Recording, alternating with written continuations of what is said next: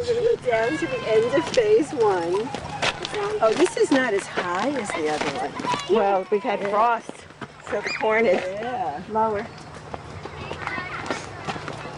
Okay. Well, we've been on the farm since the 30s. My grandfather bought it back then, and I'm the 3rd generation here.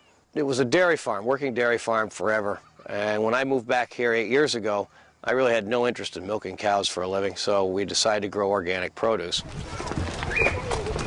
Oh, I see. Turn left. Oh, that's We're going to turn left here. Okay, Yeah, so, but you can see. All right, read question 2. okay. We decided we needed to kick things up a notch. We were selling produce on the side of the road, and it just wasn't quite paying all the bills. So we developed this corn maze. It's 5 acres large, and it's almost 2 miles of paths, and it's a lot of fun, and you will get lost when you come in here. Robin and I designed the picture, and then we hired a company out of Utah that designs mazes. This one guy has over 100 mazes that he's designed this year, and we planted the field east to west and then north to south, so you basically have 10 acres of corn in a 5-acre field. And then you just go to work cutting the paths out. So that took us about 6 weeks. And we started when the corn was about 1 foot high. Then we were done, it was about 7 feet high. And we didn't know if the picture was correct or not, so we chartered a helicopter to do some photography, and it's a pretty exciting moment for Robin and I when it's right, yay. One of the most important rules is no running. You may not run in the maze because it's a field. No cookies. Okay? And there's rocks and there's holes, and if you run, you're going to fall and get hurt. Second is you have to stay on the path. If you go off the path, one of the corn cops will see you from the tower or the bridge, and they'll be asking you to leave the maze. So you don't want to do that. Corn cops? So have a good time, but behave yourselves. Where do the corn cops go? They go right there? Yeah, we'll be up there, and everybody has radios, so if you get lost, we can help you out.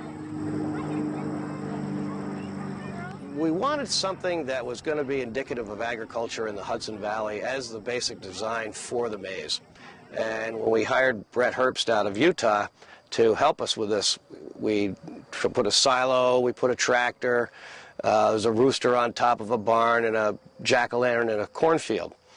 And we drew the picture out and emailed it to them along with measurements of each side of the field and then the number of rows that actually touch each side of the field with that footage.